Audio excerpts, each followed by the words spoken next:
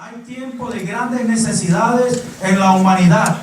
Hay tiempo de grandes necesidades por donde quiera que nosotros vamos y donde está la gente. Nosotros podemos caminar, hemos andado por esos shopping centers, hemos andado por esos malls, hemos andado por todos lados. La gente va como zombies caminando y parece que no tuvieran un destino fijo y parece que no tuvieran un objetivo donde quieren llegar.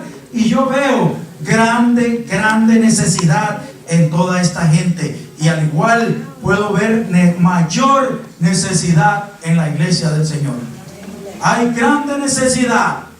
Y a nosotros nos gusta pensar que somos quienes podemos cuidar de nosotros mismos, que ya somos adultos y que somos autosuficientes y que podemos tener cuidado de nosotros mismos y que no necesitamos a nadie que cuide de nosotros.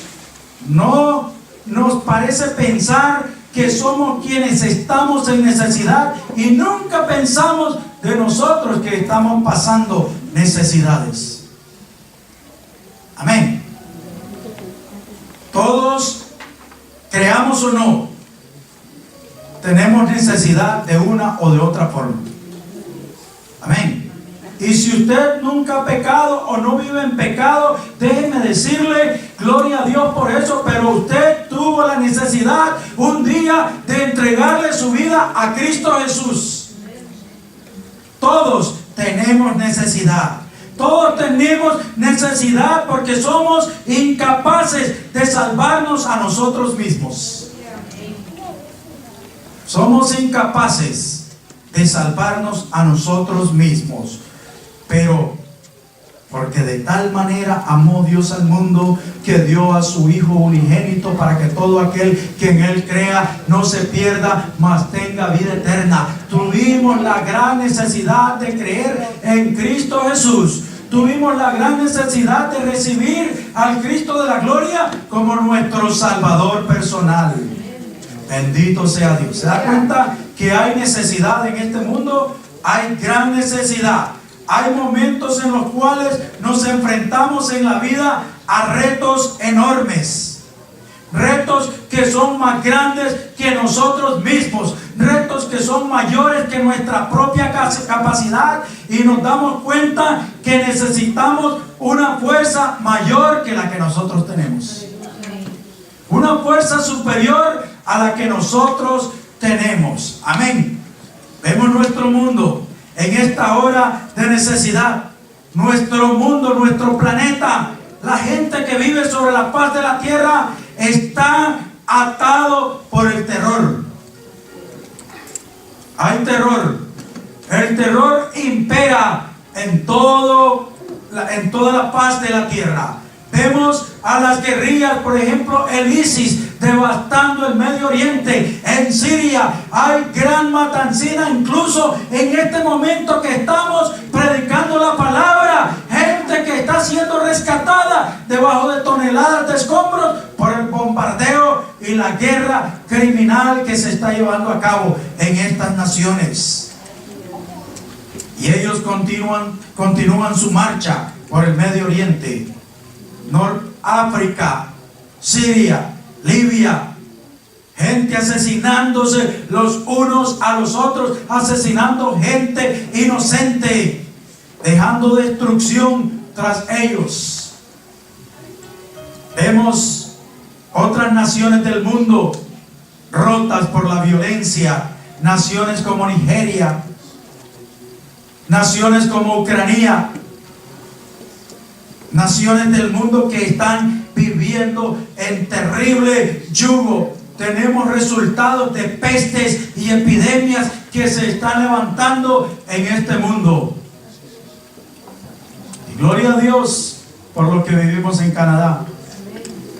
Gloria al Señor porque Dios nos ha permitido venir hasta este lugar. Y pareciera que la pestilencia en este mundo fuera el caminar en oscuridad de toda la humanidad. El caminar en oscuridad en toda la humanidad, como el virus del ébola, nuevamente surgiendo, devastando el África Oriental, y ahora el surgimiento nuevamente del sarampión y la poliomielitis en países, en otros continentes, incluso en nuestro propio continente. Es hora de necesidad en nuestro mundo. Es hora de necesidad para las naciones de este mundo. Es hora de necesidad inclusive para la misma iglesia. ¿O es que no mira usted la iglesia de Jesucristo muriendo día a día, agonizando día a día? Ah, yo vivo porque Cristo vive. Sí, tú vives porque Cristo vive, pero ¿qué de las almas que vagan por este mundo sin Dios y sin esperanzas? Muriendo sin Dios y sin esperanza. Gente que necesita conocer y escuchar el mensaje de salvación, y tú y yo tenemos la solución en nuestras manos. Tú y yo, a quien se nos ha dado el privilegio de conocer esta hermosa y única verdad, porque la única verdad que existe se llama Cristo Jesús. La única verdad que existe. Y cuando vemos la iglesia en el mundo de hoy, vemos que hay quienes se han infiltrado en la iglesia y están negando al Señor, quien nos ha dado salvación. Estamos negando el señorío de Cristo Jesús. Hombres quienes quieren desacreditar la expiación y el sacrificio del Cristo de la gloria y predicar un mensaje de universalismo, que todos vamos al mismo lugar, solo tomamos rutas diferentes, porque dicen por ahí que todos los caminos llevan a Roma. Pues déjeme decirle que quizás todos los caminos lo llevarán a Roma, o lo llevarán a la China, o lo llevarán a la luna, pero solo hay un camino que nos lleva hasta el cielo, y ese camino se llama Cristo Jesús. Ese camino se llama Cristo Jesús. No hay dos caminos que nos llevan al cielo. No lo llevará al cielo Mahoma, aunque sea la religión más fuerte de este mundo. No lo llevará al cielo Buda, aunque Buda le enseña a levantarse en levitación y meditación en los aires. No lo llevará al cielo Gandhi, porque Gandhi ya está muerto, Mahoma ya está muerto, Buda ya está muerto. Y si usted se va a la tumba donde fueron enterrados estos individuos, ahí va a encontrar aunque sea el ADN. Pero si usted se va a la tumba del Cristo de la gloria, ni siquiera están seguros de encontrar el ADN de Cristo Jesús, porque Cristo no está muerto. En esa tumba solamente hay un letrero que dice: el que estuvo aquí ya no está, pues ha resucitado. Él vive y permanece para siempre. Es hora de necesidad en el mundo pentecostal. El mundo pentecostal, aunque muchos buscan la llenura del Espíritu Santo, hay quienes básicamente intercambian el mensaje poderoso de Pentecostés y del Espíritu Santo por una religión muerta.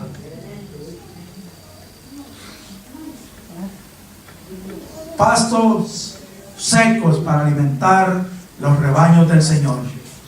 Ya no hay pastos verdes para alimentar al pueblo de Dios, presentando un evangelio muerto, un evangelio sin poder. Si tú te vas enfermo a una iglesia y oran por ti, mi amado hermano, es capaz que te mueras el mismo día, porque nada del Espíritu Santo de Dios, no hay nada del Espíritu, pura carne y pura sabiduría humana, vana y perecedera. Es hora de necesidad para nuestras familias. Es hora de necesidad para nuestras familias. ¿Qué le están enseñando a tu familia? ¿Qué le están enseñando a tus hijos en la escuela? ¿Estás al tanto de esto? Padres jóvenes, ¿qué le enseñarán a tus hijos en la escuela? Nuestros hijos hoy tienen la libertad de escoger si quieren ser hombres o mujeres, aún siendo del sexo correcto. Nuestros hijos hoy tienen la libertad y se les enseña en las mismas escuelas, con el apoyo de nuestro gobierno, que desgraciadamente ante los ojos de Dios no sirve, es una porquería de gobierno, y disculpe la palabra, se les está enseñando que lo malo es bueno y que lo bueno es malo. Hay tiempo de necesidad en la iglesia del Señor. Hay tiempos de necesidad. Hay tiempo de necesidad porque hoy los padres nos dejamos llevar por cualquier situación tonta, por cualquier situación simple, por cualquier situación que no es verdaderamente una situación crítica, y nos alejamos del verdadero y único camino que nos lleva a la salvación, mostrando un mal ejemplo para nuestros hijos. ¿Por qué nuestros hijos ya no quieren venir a la iglesia con nosotros? ¿Por qué nuestros hijos no quieren seguir a Cristo con nosotros? ¿Sabes por qué? Porque nosotros no hemos instruido al niño en su camino, y por eso el niño se ha apartado de su camino. Hay necesidad en la iglesia del Señor. Es hora de necesidad para nuestras iglesias. Es hora de necesidad para nuestro mundo. Es hora de necesidad para la iglesia. Y la pregunta clave es: ¿a dónde podemos ir por ayuda? ¿Me has preguntado esto, mi amado hermano y amigo que me visitas? ¿A dónde podemos ir en tiempo de necesidad? ¿Vamos al psicólogo? Porque ahora las iglesias ofrecen servicio de psicología. ¿A quién puedes buscar en la hora de necesidad? Déjame decirte, mi amado hermano, que en esta tarde yo te traigo buenas noticias. Hebreos capítulo 4 nos da buenas nuevas, buenas noticias, noticias de salvación para el tiempo de necesidad. Tenemos una invitación.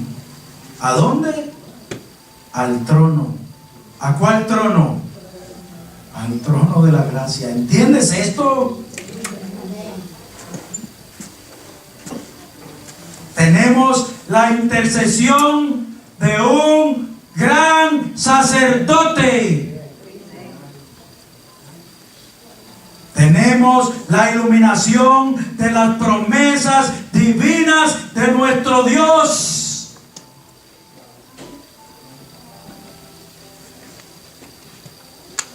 Y tenemos el incentivo para perseverar y no claudicar, perseverar y mantenernos caminando siempre hacia adelante, aunque sea momento de necesidad en nuestra vida, aunque sea hora de necesidad en nuestra vida.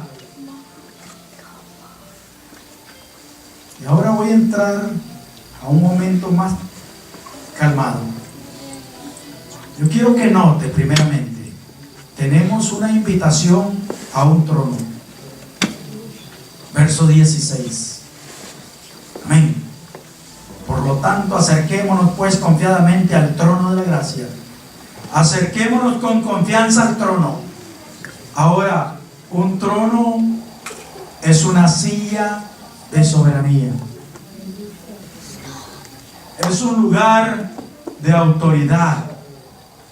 Es símbolo de autoridad de quien lo ocupa. Y es símbolo de régimen sobre el cual está el que reina. Amén. El que reina. Es un asiento elevado. Y entre más elevado es el asiento, mayor es la autoridad. Mayor es la autoridad.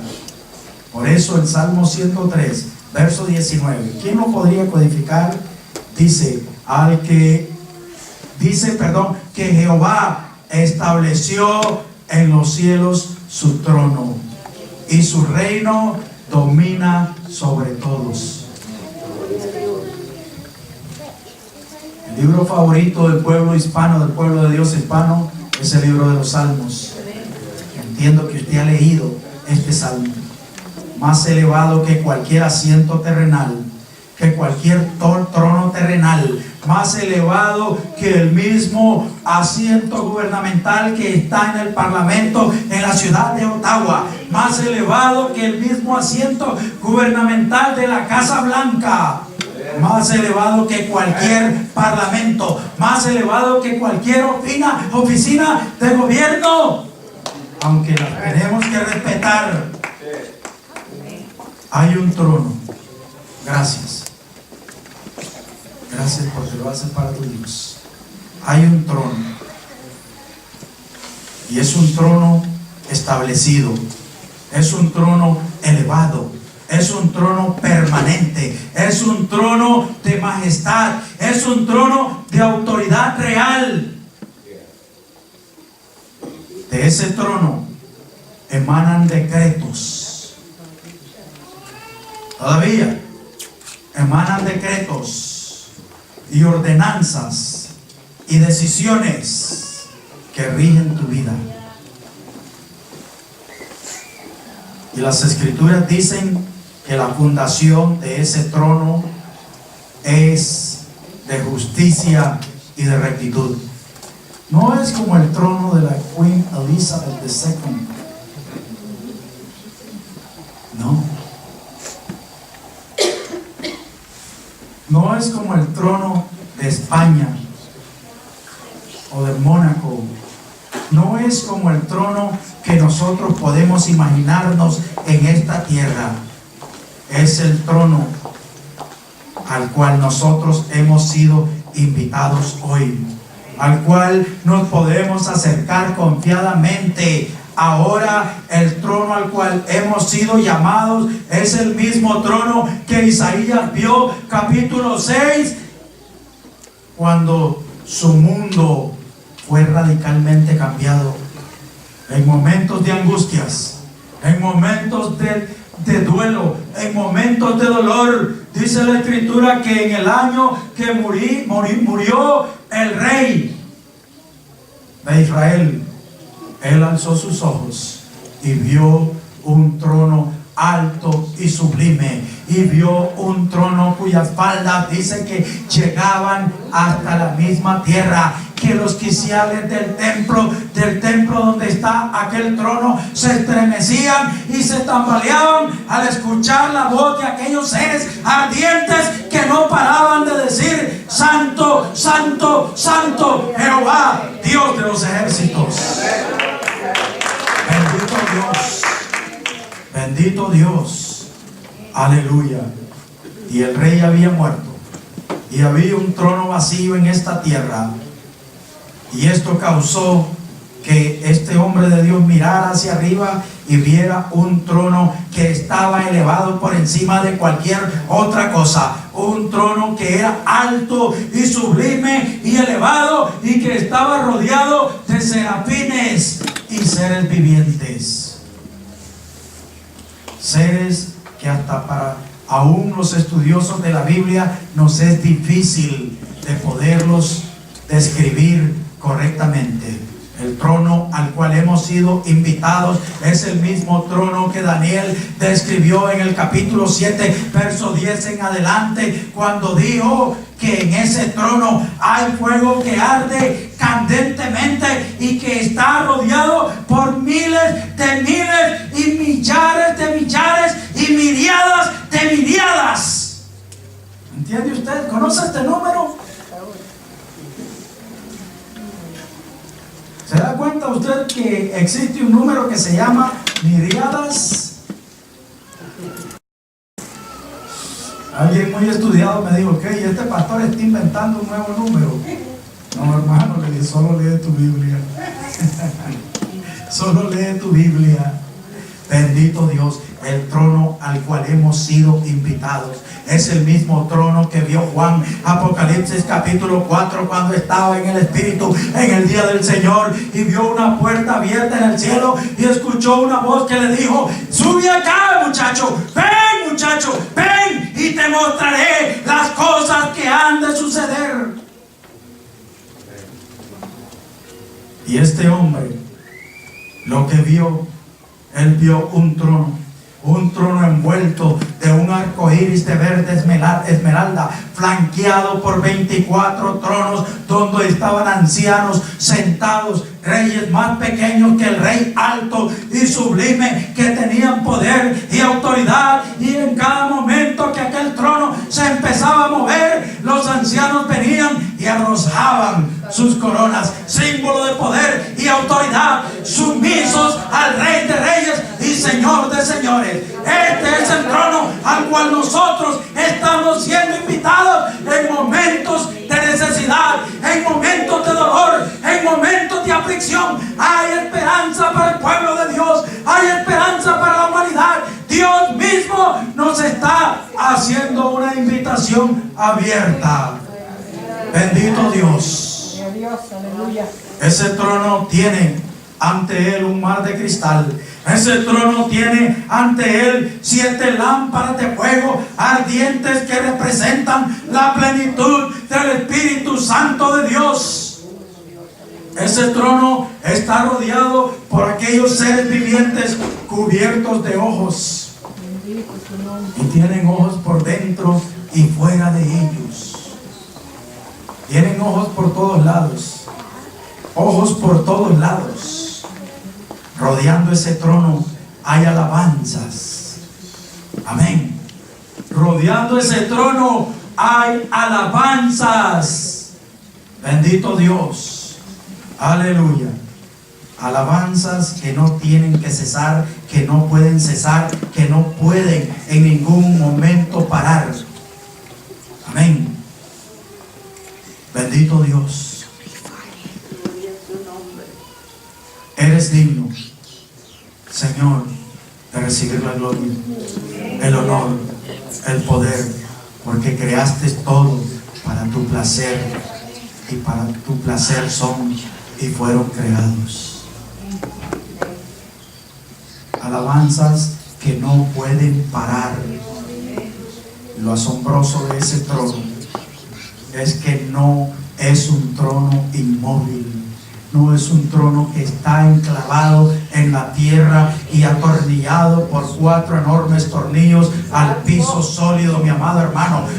Es un trono que no es estacionario, es un trono móvil, un trono que se mueve. Es en el momento en que quiera de nosotros o cualquiera de nosotros empieza a alabar y exaltar el nombre del que vive y permanece para siempre, el nombre del Señor, porque el que habita, Él habita en medio de las alabanzas de su pueblo. Y cada que su pueblo le adora, cada que su pueblo le alaba, cada que su pueblo glorifica su nombre, aquel trono, mi amado hermano, se empieza a mover. Ezequiel, el hombre de Dios, miró que aquel trono se movía, la rueda, en medio de la rueda se movía hacia un lado, hacia otro, hacia arriba, hacia abajo, y aquellos 4 seres que tienen 6 alas, que tienen 4 rostros, que son como llamas de fuego ardiente que nunca se apagan, se mueven juntamente con la rueda que está en medio de la rueda. Y esa rueda en medio de la rueda se llama Jehová, el Dios de los ejércitos, el Dios que tú adoras, el Dios que yo adoro, el Dios que el pueblo del Señor tiene que adorar, y no pueden parar tus oraciones, tu adoración y tu alabanza. Bendito Dios. Bendito Dios. Aleluya.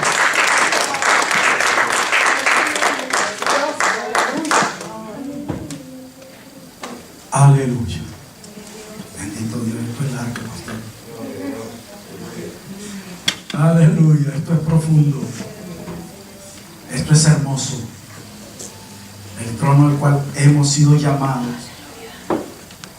es el mismo trono. ¿Has leído Ezequiel capítulo 1? Ezequiel capítulo 10. ¿Has podido entender la grandeza de aquel trono? Bendito Dios. ¿Y te has dado cuenta o has notado que dice la palabra en Ezequiel capítulo 1 y capítulo 10 que se mueve para todos lados?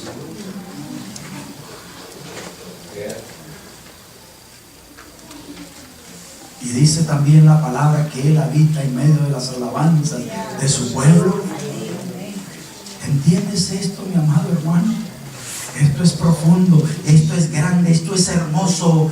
El trono tiene ante él ese precioso mar de cristal. Es bello, el trono de Dios. Y sobre ese trono está aquel quien es glorioso en su santidad, temeroso, terrible, alto, grande en maravillas. Sentado sobre ese trono está aquel cuyo cabello es blanco como la lana, cuyos ojos son como llamas de fuegos, cuyos pies son como el bronce bruñido, cuya voz es como el sonido de una gran multitud, como el sonido de muchas aguas. No dice como el sonido del mar cuando ruge en todo su furor. No, son muchas, muchas aguas. Así es la voz de aquel que está sentado en aquel trono. Así es la voz de aquel que quiere hablar contigo, mi amado hermano. Así es la voz de aquel que quiere hablarte a tus oídos, pero en ocasiones ni siquiera podemos escuchar el susurro del Espíritu Santo, porque nos acercamos delante de Dios y venimos ante el Señor y creemos que porque vamos a pasar 3 horas de rodillas tirados en el piso, y en esas 3 horas ni siquiera tomamos una pausa para tomar agua, porque no paramos de hablar y hablar y hablar y hablar y hablar y seguir hablando y diciéndole a Dios qué es lo que tiene que hacer, y no entablamos un diálogo con el Señor, sino que lo que tenemos con Dios es un monólogo donde solo nosotros hablamos y no le damos tiempo al Espíritu de Dios que hable en nuestras vidas. Y Dios es el mismo ayer, hoy y por siempre. Y si Dios habló ayer, Dios va a hablar hoy, y Dios podrá hablar mañana.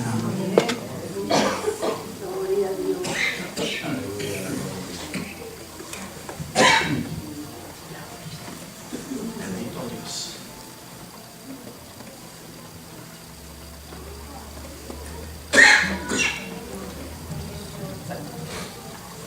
Aleluya. Dios habla. Dios habla. Y podemos acercarnos confiadamente. Y acercarnos confiadamente no quiere decir que podemos venir ante Dios con arrogancia.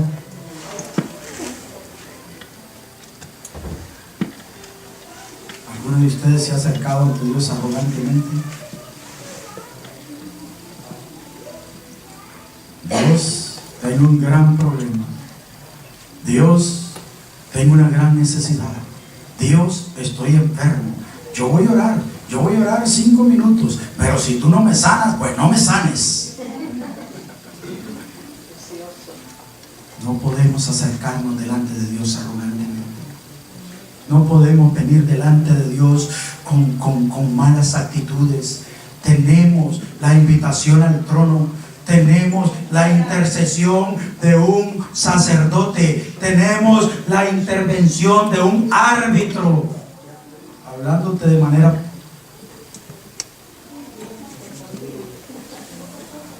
El lenguaje que utilizamos hoy día.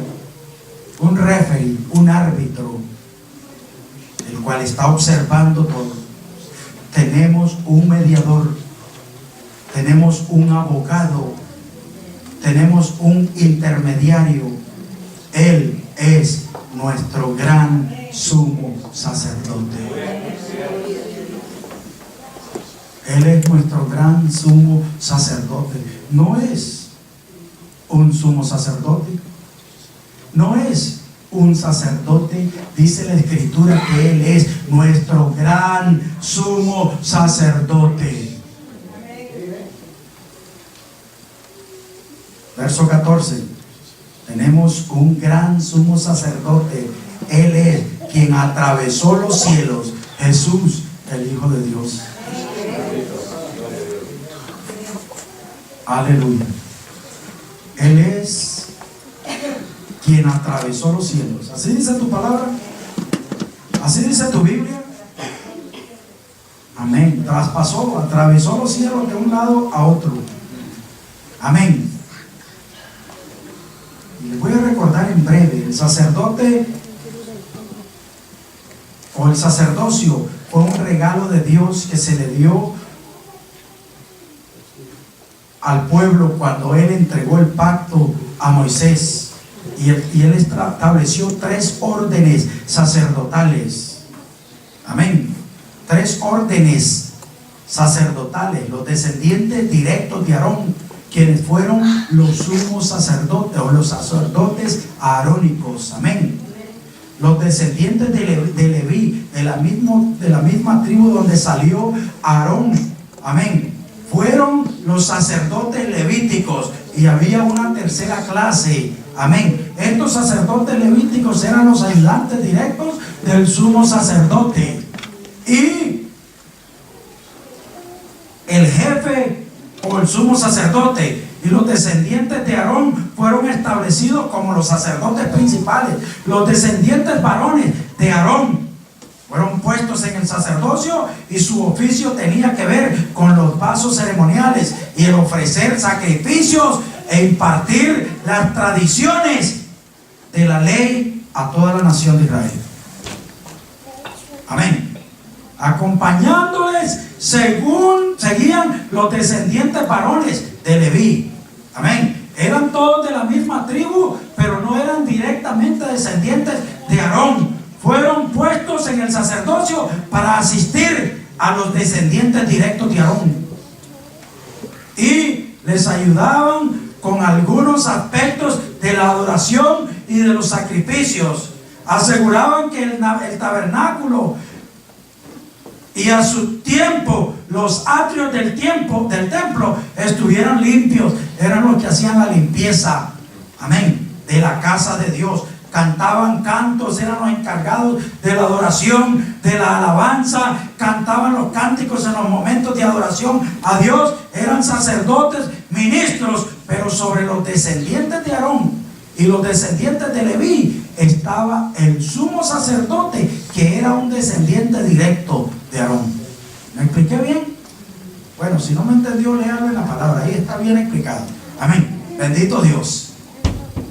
Y el sumo sacerdote era la cabeza y la autoridad espiritual de toda la nación. Era el supremo sobre los demás sacerdotes y su oficio principal era el hacer la expiación por él en primer lugar y por su pueblo. Amén. Bendito Dios. Y realizaba una tarea una vez al año, el 10º día del 7º mes del día de la expiación. ¿Quién sabe cuándo sería esto? Pero eso es lo que yo he entendido. Amén. Y se vestía con unas vestiduras santificadas. En el borde de sus túnicas habían patrones y habían pequeñas campanitas que hacían un sonido muy peculiar. Y habían también unas cositas que se llamaban granadas, o eran como una fruta labrada en oro, y todo esto tenían que colgar de los vestidos del sumo sacerdote. Se ponía el efod, que era un traje muy especial, y escrito sobre su pecho estaban los nombres de las 12 tribus de Israel, y tenía que utilizar una cosita que se llamaba el Urim y el Turim, donde estaban, y eso lo tenía que llevar exactamente en dirección de su corazón, donde estaban los nombres. También estaban inscritos para que él cargara el pueblo entero delante de Dios en el día de la expiación o en el momento del sacrificio. Amén. Pero tenían que agregarle algo más, y era una cuerda a la cual le amarraban a su pie, o lo que nosotros conocemos como el tobillo, y la escritura lo llama el calcañal. Le amarraban una cuerda, y aquel hombre tenía que pasar por el atrio, tenía que pasar por el espejo, los espejos de bronce, por el altar de bronce, tenía que pasar, atravesar el lugar santo y llegar hasta el lugar santísimo y esperar para ver si no había silencio rotundo en el lugar santísimo. Y si había silencio rotundo y no había movimiento, el pueblo, los ayudantes de los sacerdotes empezaban a jalar aquella cuerda, y en el otro extremo de la cuerda venía el cadáver fulminado del sumo sacerdote, porque él no se había santificado, había sido encontrado falto. Él y el pueblo sufrían las consecuencias. Oh, pero aquel gran sumo sacerdote que nosotros tenemos, el sacerdote terrenal, tenía que estar entrando cada vez, una vez por año. Nuestro gran sumo sacerdote hizo un solo sacrificio, y el sacrificio de él fue para siempre. El sacerdote terrenal tenía que atravesar el atrio, pero nuestro gran sumo sacerdote atravesó los cielos. El sacerdote terrenal tenía que llegar frente al arca del pacto, pero nuestro gran sumo sacerdote llega ante la misma presencia del anciano de días y se sienta. Él le dice: ven, hijo mío, tú eres digno de sentarte a mi diestra. Y nuestro gran sumo sacerdote se sienta a la diestra del Dios Padre.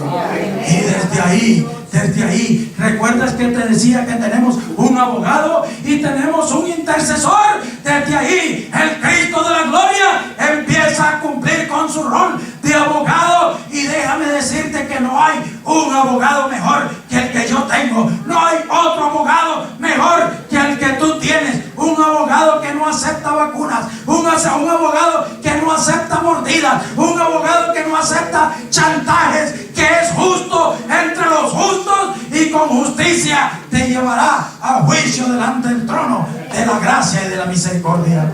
Bendito Dios. Bendito Dios. Aleluya. Wow, esto es hermoso, ¿no crees? Esto es maravilloso. ¿Seguimos?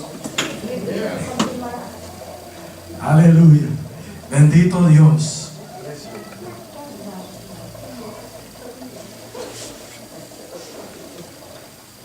Y entre las alas de los querubines, el propiciatorio, the mercy seat, el propiciatorio, bañado de oro puro, el sacerdote presentaba la sangre de animales sacrificados por su propio pecado y por el pecado del pueblo. Pero algo que descubrimos al leer este libro, el libro de los Hebreos, es que cada sacrificio ofrecido sobre el propiciatorio y los altares del Antiguo Testamento apuntaban todos al supremo sacrificio que realizó el Cristo de la gloria en la cruz del Calvario. Todo animal que ellos sacrificaban, todo derramamiento de sangre de animales, apuntaban exclusivamente al gran sacrificio, al sacrificio supremo que Jesucristo haría como cordero, o el cordero que fue inmolado por nuestros pecados, por el cordero que fue inmolado por ti y por mí. Y podemos descubrir también ahí que cada hecho del sumo sacerdote apuntaba a aquel quien sería el gran sumo sacerdote, como el sacerdote y como el sacrificio a la vez. Amén. En el pasado, ningún sacerdote fue sacrificado para honrar a Dios, pero Jesucristo fue sacrificado para satisfacer la ira de Dios. ¿Y por qué la ira de Dios? Porque Dios estaba enojado con la humanidad. La humanidad te había fallado. La humanidad te había dejado avergonzado. La humanidad te había dado las espaldas a aquel que nos creó. Y la ira de Dios era incandescente como los mismos seres vivientes que lo rodean. La ira de Dios era implacable y se necesitaba un sacrificio perfecto. Se necesitaba algo verdaderamente puro, sin mancha, perfecto. Perfecto. Y lo único que Dios encontró puro y perfecto fue a su Hijo, sacerdote y cordero. Sacerdote y cordero, y fue presentado delante de Dios y sacrificado para Dios. Oh, Satanás creía que estaba cumpliendo con una gran misión y obteniendo una gran victoria al llevar al Cristo de la gloria a la cruz del Calvario, pero lo que Satanás estaba haciendo era cumpliendo con el propósito de Dios. Él lo llevó a la cruz del Calvario, pero ya Dios había destinado que su Hijo tenía que ser sacrificado, y quizás pensó que estaba obteniendo una victoria para el Cristo de la gloria, quien resucitó al tercer día. Él dijo: muerte, yo soy tu muerte. ¿Dónde está, oh muerte, tu aguijón? ¿Y dónde, oh sepulcro, tu victoria? Bendito Dios. Bendito Dios. Aleluya. Él no solo es sumo sacerdote. El verso 14 dice que Él es el gran sumo sacerdote. No solo es según el orden de Aarón. ¿Sabía usted eso? Todos los sacerdotes terrenales que ha tenido el pueblo de Israel han sido descendientes directos de Aarón. Y Jesucristo ni siquiera era de la tribu de Leví. Él era de la tribu de Judá. Por eso es que a Él se le conoce como el cachorro de león de la tribu de Judá. Él vino a cambiar todo lo que los hombres tenían establecido como ley y como reglamento. No podía existir otro sacerdote que no fuera descendiente directo de Aarón y de la tribu de Leví. El Cristo de la gloria, descendiente de Judá, fue sacerdote y no establecido por los hombres, para que los hombres no se gloriaran de esto. Jesucristo, el sacerdocio del Cristo de la gloria, es semejante al sacerdocio de Melquisedec. Melquisedec, si regresáramos a la palabra, si regresáramos al Antiguo Testamento, Melquisedec fue un hombre que nadie supo de dónde venía ni para dónde iba. Nadie supo cuándo nació ni cuándo murió. El hombre no tiene principio de días ni fin de días, porque era sacerdote y rey para Dios. Y el Cristo de la gloria, el tipo del Cristo de la gloria: tú eres sacerdote de Dios según el orden de Melquisedec. Who is this guy? We don't know.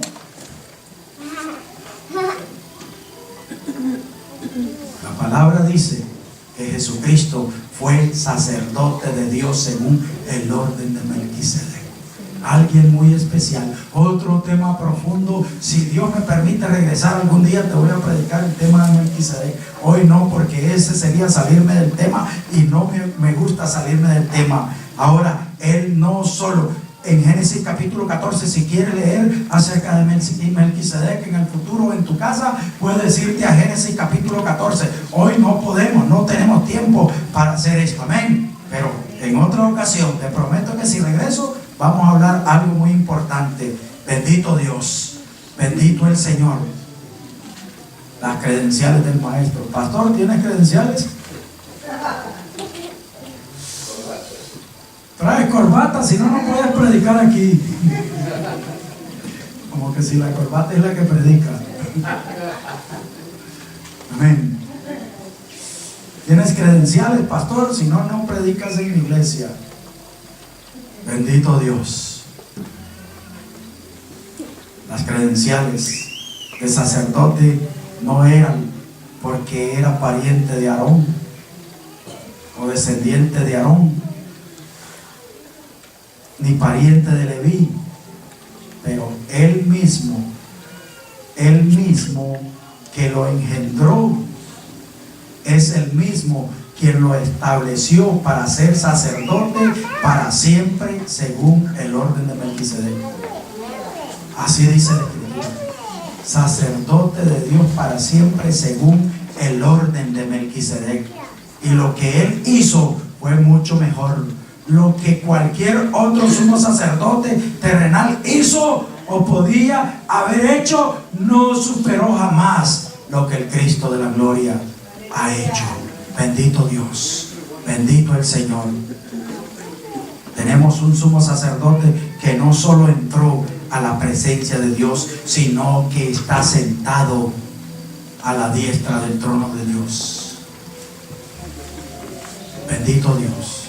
Y Él te dice, puedes venir, puedes acercarte confiadamente hasta el trono de la gracia, por pura gracia. No es por cuánto tú puedes dar de ofrendas, no es por cuán preparado secularmente tú estás, no es por cuánto tienes y te diré cuánto vale, es por pura gracia. La invitación de nuestro Dios: acerquémonos pues confiadamente hasta el trono de la gracia. ¿Para qué? Para encontrar auxilio y socorro en momentos de necesidad, en momentos difíciles, en momentos duros. No importa qué tan difícil sea tu momento, no importa qué tan duro sea tu momento, no importa qué tan grande sea tu problema, Dios te hace la invitación y te dice: acércate pues, hijo mío, hasta mi trono, que mi trono es de gracia, que mi trono es de misericordia, que mi trono está aquí esperándote, porque yo quiero bendecirte. Desde mi trono te dice el Señor: yo voy a enviar palabras de bendición que van a bendecir tu vida. Desde mi trono yo voy a enviar la orden a esa enfermedad que te está torturando día y noche, y vas a recibir sanidad. Desde mi trono yo le voy a ordenar al maligno que se aparte de tu vida y que deje a tus hijos en paz, que deje a tus padres en paz, que deje a tus hermanos en paz, porque mi trono es un trono de gracia, es un trono de amor, pero es un trono de autoridad y de poder, y no hay otro trono más grande que el trono de Dios que te está invitando en esta tarde. Bendito y alabado sea Dios. Bendito y alabado sea Dios. No importa cuán difícil es tu situación, no importa cuán dura es tu situación, déjame decirte que aunque sea muy grande, aunque sea muy terrible, y voy a concluir con esto, un pequeño testimonio. Yo tengo un hijo precioso, un negro hermoso, lleno de pelos que parece un gorila. Usted no tiene idea qué tan hermoso es mi negro. El enemigo vino y puso en su cabeza un terrible tumor del tamaño de una naranja. No lo estoy exagerando, del tamaño de una naranja. Lo estaba matando poco a poco. Convulsiones día, convulsiones de noche, 10, 20 convulsiones cada 24 horas, porque nadie sabía qué era lo que mi hijo tenía. El enemigo le puso una terrible convulsión a través de su cerebro en un momento en que iba en el highway manejando 120 kilómetros por hora. Perdió el control de su vehículo, se volcó, se salió de la autorruta, cayó en un río que estaba congelado, casi muere ahogado y por hipotermia en aquel terrible río congelado, mi amado hermano. Pero Dios puso a dos hombres out of the nowhere. They came out of nowhere. Nobody knows where they came from. Ellos vinieron a aquella carretera y fueron a socorrer a mi hijo. Lo querían sacar porque estaba con la cabeza en el agua, luchando para sacar su cabeza y poder respirar, poderse quitar el cinturón que no lo dejaba salir del vehículo. Se estaba muriendo ahogado. No lo mató el diablo con la convulsión, lo quiso matar con el accidente. No lo mató con el accidente, lo quiso ahogar. Pero Dios, quien es misericordioso, quien tiene planes hermosos para nuestras vidas, Él vio a dos hombres y a un policía y lo sacaron. Como consecuencia de ese accidente, en un día temprano, sufriendo una terrible convulsión, mi esposa y yo lo vimos, llamamos la ambulancia nos llenó la cabeza de preguntas, nunca llegaron. Cuando me di cuenta, mi esposa ya lo tenía en el carro y al hospital. Llegó al hospital y le dijeron ataque de ansiedad, pero finalmente por la intervención de mi esposa decidieron irle a hacer un examen especial y descubrieron aquella naranja en su cerebro. lo estaba matando, ya no había espacio más para aquel gran, terrible tumor, y lo llevaron de emergencia inmediatamente, lo pusieron en manos de los médicos, de los especialistas, casi se muere en media cirugía, le dio una terrible convulsión, le tuvieron que quitar la acción, el efecto de la anestesia, porque no podían controlar la convulsión, pero allá estábamos mi esposa y yo, clamándole a Dios, clamándole a Dios, clamándole al Señor. Ya cuando yo no pude orar, Dios envió un hombre, un pastor, y le dije: pastor, ora por mí porque yo ya no puedo.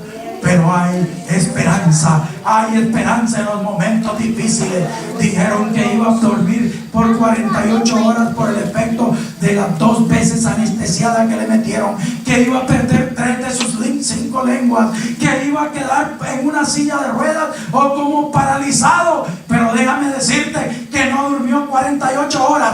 3 horas después de aquella doble anestesiada que le metieron, lo encontramos de pie, luchando y peleando con la cama porque estaba muy baja. 3 horas después de aquella terrible operación, mi amado hermano, en la operación le sacaron el 80% del tumor, el otro 20% fue por medicina radioactiva, pero ahí está ese negro cumpliendo con su Dios, dirigiendo la juventud, dirigiendo la adoración y la alabanza en la iglesia del Señor. Acaba de llegar de misiones, de un viaje de misiones, porque él tiene la convicción que Dios lo dejó para su servicio. Hay esperanza en momentos difíciles, hay esperanza en momentos duros, hay oportuno socorro para nosotros, porque el Dios de la gloria nos está invitando. Acércate confiadamente hasta el trono de la gracia. No sigas huyendo más del Señor, no sigas corriendo más del Señor. El Señor es grande en amor, es grande en misericordia, y Él no está aquí para reclamarte y señalarte con el dedo y decirte: desobediente, has andado en desobediencia, has andado lejos de mí. No, Él te está llamando con amor eterno, amor dulce. Él tiene abiertas las puertas de su trono para que tú vengas confiadamente hasta Él. Acércate a Dios. Vamos a estar en pie.